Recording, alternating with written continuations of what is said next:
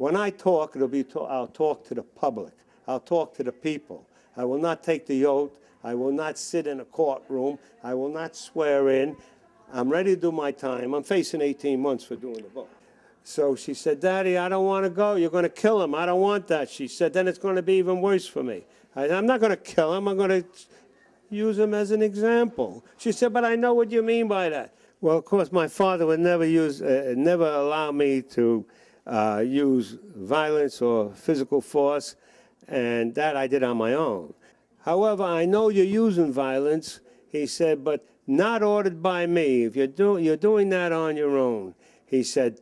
But I guess that's what I know you're going to do, but I don't approve of it, he said. I don't condone it.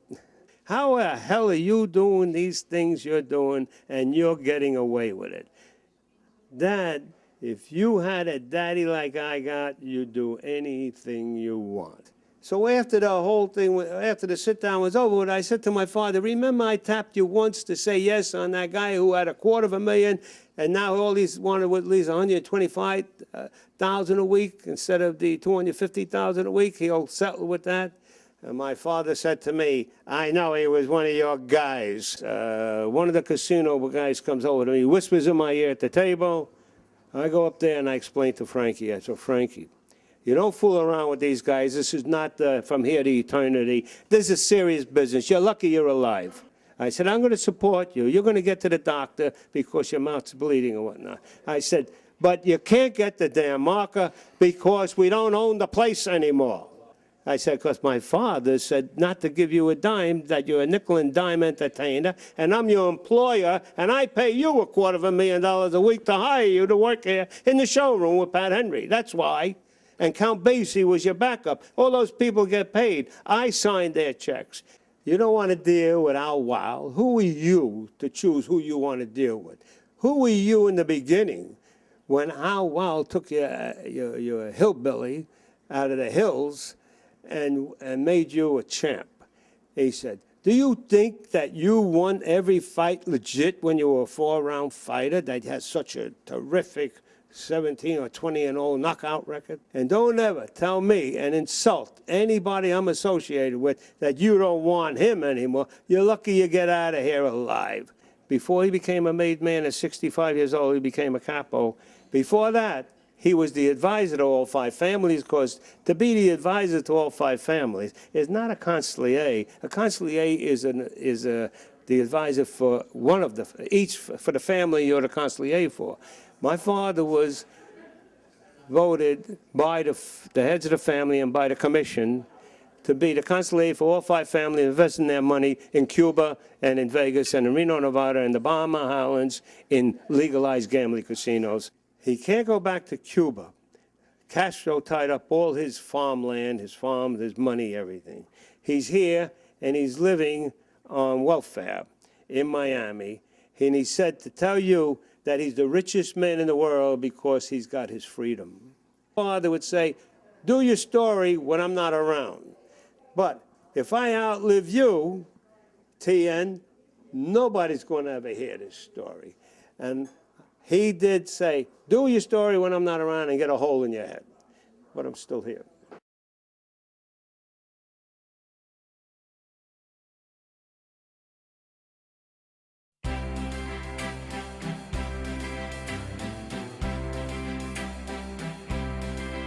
Whether I'm right or whether I'm wrong,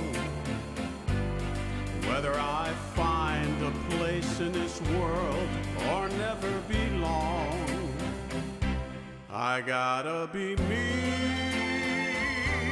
I gotta be me. What else can I be but what I am? I want to live, not merely survive, and I won't give up this dream of life that keeps me alive. I'm Joe Polito. This is Celebrity Talk. We've kept the details of this interview concealed, as well as the location, until now. Seated next to me is Tony Napoli, or as he is known by friends and the FBI, Tony Nap. He is the son of one of the most powerful and respected organized crime leaders of the modern era. Tony's father was Genovese family capo James Jimmy Nap Napoli, a mob kingpin who ruled over the largest gambling empire in America for almost 40 years. And I'd like to introduce now Tony Nap. Tony, thank you so much for giving us opportunity to talk to you today, and I really appreciate you being here. Thank you, Joe. And it's nice of you to invite me here, and it's nice of you to show some interest in my true story about my lifestyle and the 9 different lives I lived, and thanking my father who kept me alive. You know, I just let everybody know a little about your father. Aside from being the son of Jimmy Nap, what was your tie-in with the mob?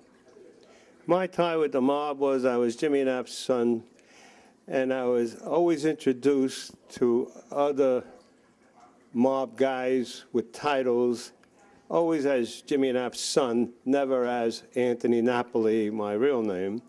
And that went on for years and years.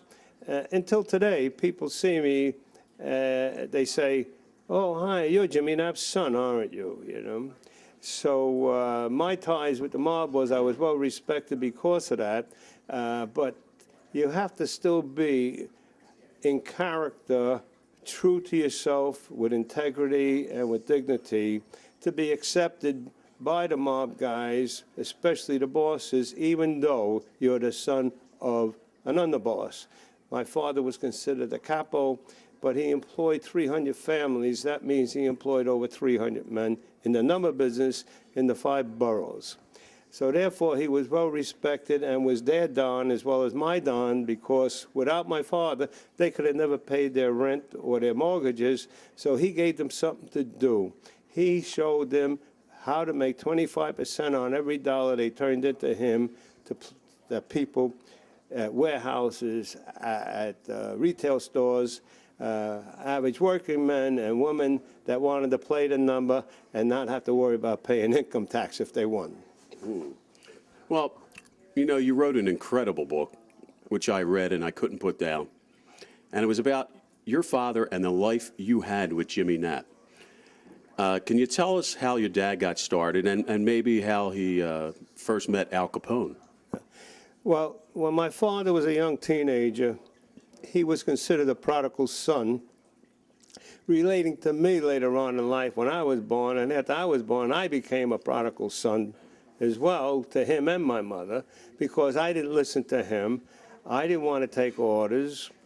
And what happened was the stories that were told to me by my aunts and uncles, my father came from a family of 8 children, 6 sisters, 1 brother, and himself.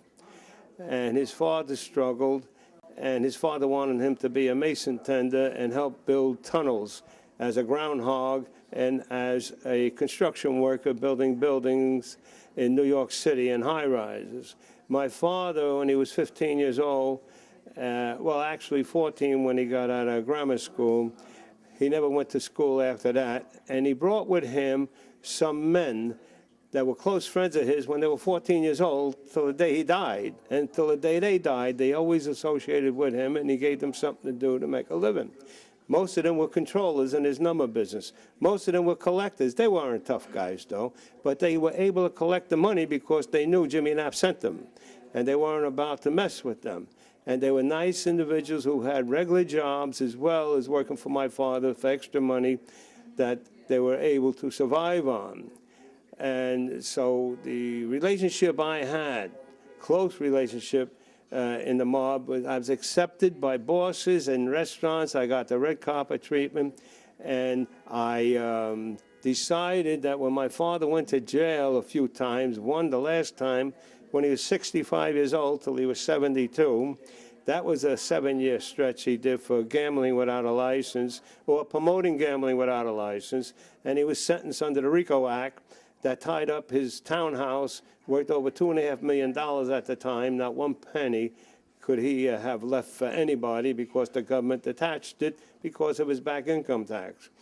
And I was proposed at one time by Fat Tony Salerno when my father was in jail, because I went out and got some of the number business back that left him, well, he was in jail because his supervisors, who were also blood-related relatives, screwed around with the money and gambled every day, every day, every day. I won't mention them by name because they're alive, and not only that, they have family. And there's no reason to condemn them, because I, too, spent money and used money that belonged to my father as well. However, my father always complimented me and said, if you do your own business, you're accepted, but you'll never work for me. There's only one tough guy in his family, and that's me, meaning himself.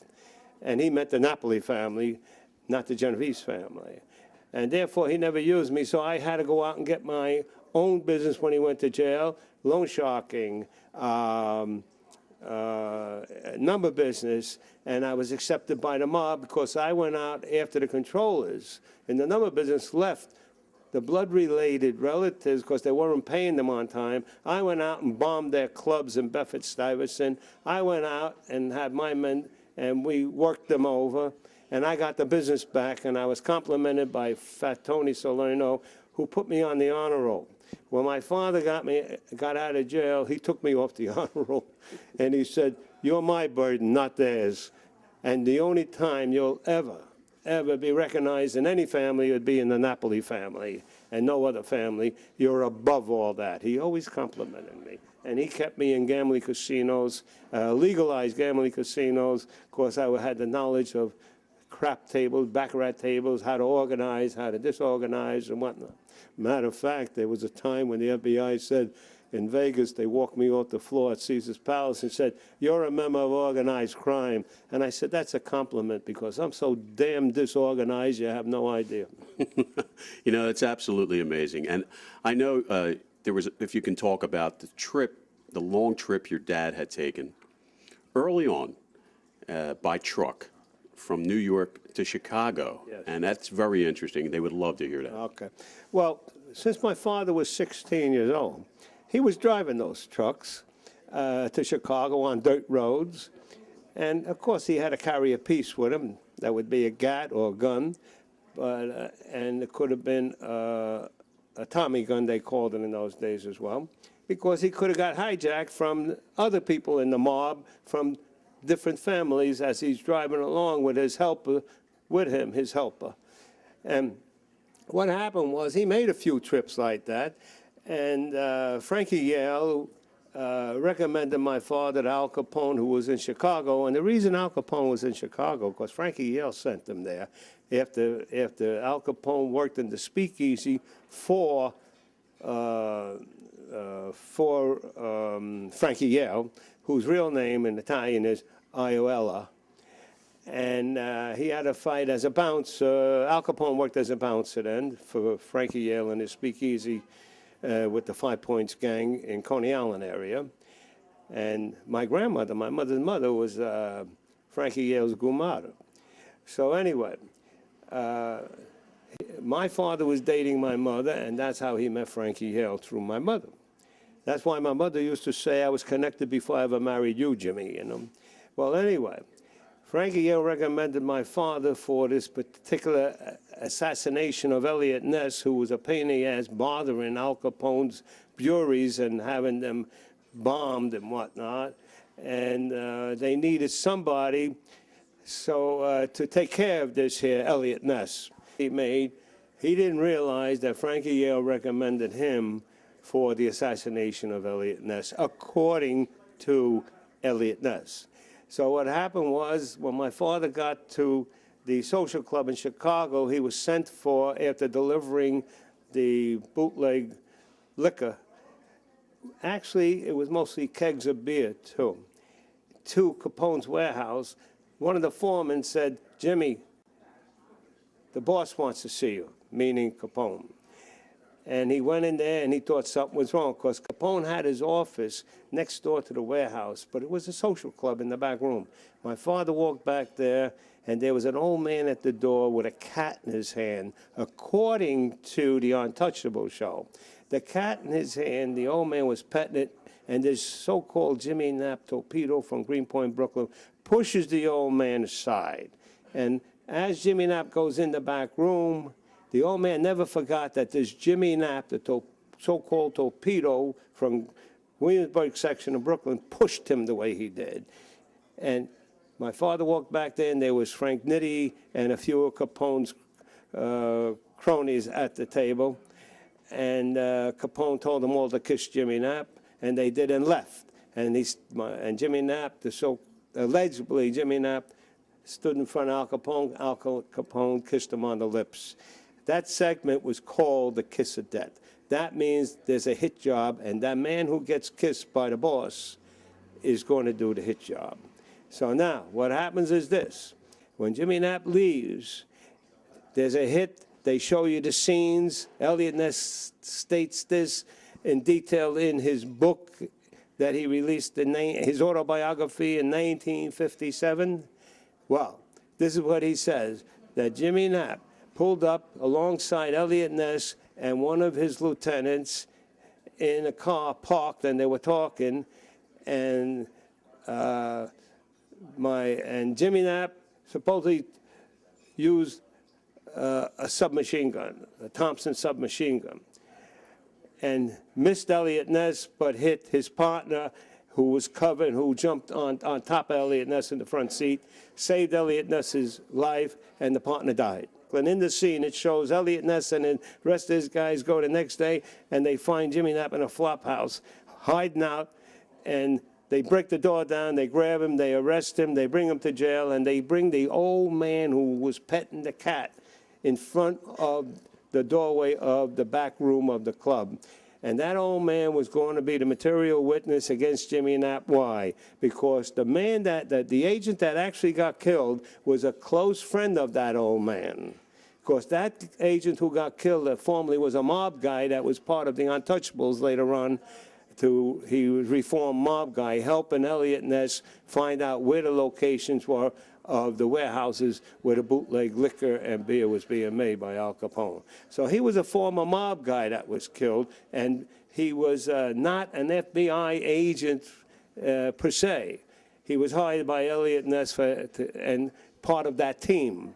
So anyway, that old man who was always petting the cat was locked up as a material witness, because in those days they didn't have what they call witness protection program. They didn't have what they call today Team America, which should be eliminated from those protective custody people.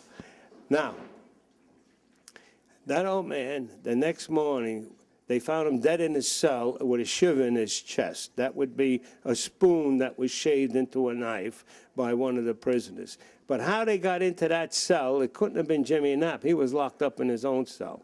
It had to be that Al Capone had a connection with the jailhouse guards. They used the spoon as a shiv that was shaved into a point. The jailhouse guard, or we call him a hack, because they made it look like a prisoner did it. So that would be circumstantial evidence. But they never found who killed that old man, and they had to release Jimmy Nap Napoli, and he came back to Brooklyn, met his mother in St. Mary's Church, around the corner from his mother and father's house. They had a six-family house in those days on 10 Street, and that's when my father made amends and came back to his mother and father as the prodigal son comes back.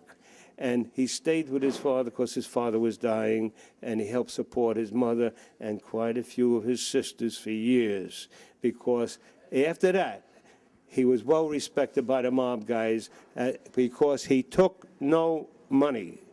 He didn't ask for a fee. And therefore, people had to realize there are not only 5 families, organized crime families in New York, there are also families in other states. But we won't go that far.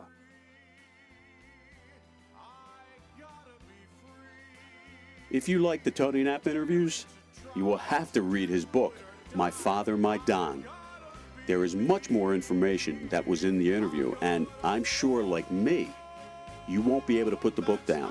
So to find out how to purchase this amazing true story, just go to Tony's website at www.myfathermydon.com. Now that you've seen segment 1 of Tony Nap, My Father, My Don, you won't want to miss segment 2 when Tony talks about what it was like growing up in the Napoli family. Stay tuned. I gotta be me.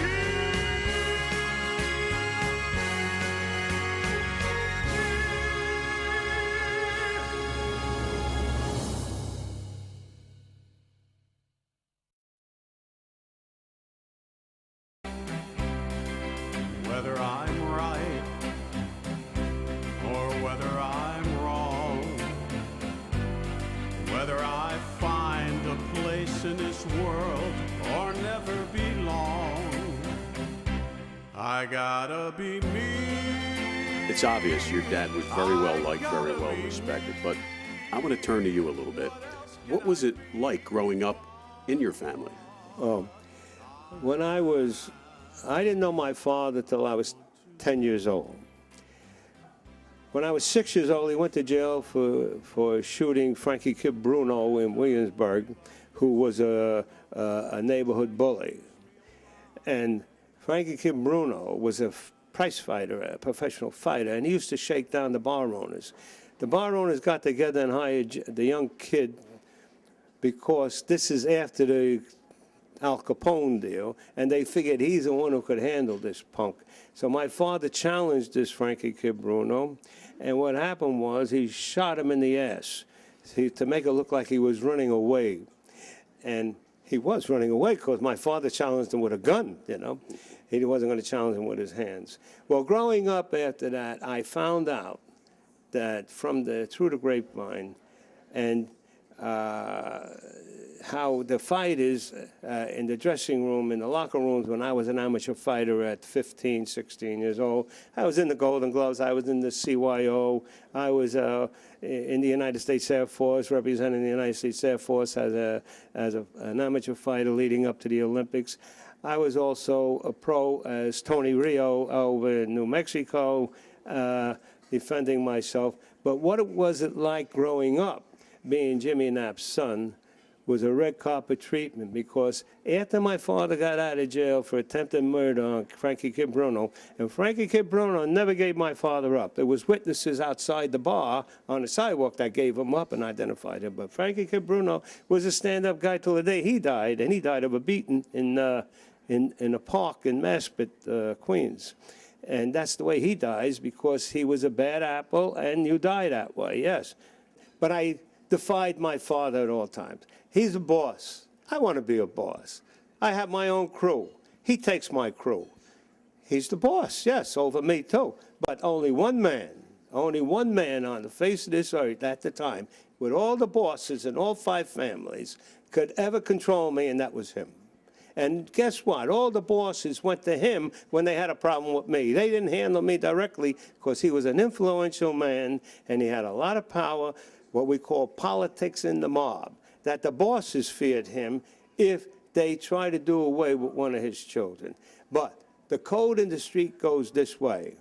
When you're a boss, and if you're a made man as well, and then one of your kind, your children or relatives, cause disrespect in the mob life, you take care of them. You have to whack them out. And that's the code that you take when you take omerta. You put the organized crime family ahead of your immediate family. Now, what happens is this. The bond between Jimmy Nap, my father, and me was stronger than omerta, the oath he took when he was 65 years old. Very unusual that a man 65 years old becomes a capo right off the bat and picks the family he wants to go into. So he picks the Rolls Royce of all families, the Genovese family. So now what happens is this. By him doing that, he has control, and he had to identify himself before he went away to do that last 7 years in jail. If he didn't identify himself with a family and take that oath, he would have lost the number business to other people while he was doing that 7 years, because his supervisors were weaklings and gamblers. And they wasted the money, and he made a deal with the Genovese people, the bosses, leave his number business alone, which is $150 million a year. And you leave that business alone and leave my blood-related people and my supervisors and my controllers alone. There's enough money for them to spend and do what they want, but I'll settle with you when I get out of jail. And if I die in jail, the business is yours. And he told that to the bosses. There's enough of an overlay, always money in reserve out there. And he gave them a list of all his controllers, all of his supervisors when he went away, and the bosses in the Genovese family protected his number business. And when he got out, he owed $500,000 to them. They paid out for him. But they gave him that kind of money to the supervisors to make payouts. Why? Because it was in dribs and drabs, $50,000, $30,000. It totaled up in 7 years to $500,000 in the deficit of $150 million a year number business. So he settled with them. He came to see me in 1990, 2 years before he died. And he stayed with me 12 hours a day, schooling me on everything, and schooling me because he tells me, he said, don't ever get in it. It's not worth it. Your dad was in charge of the largest gambling empire in the United States. He was the boss. At home, your mother was the boss. And I really would like to know a little bit about that. My mother was the general.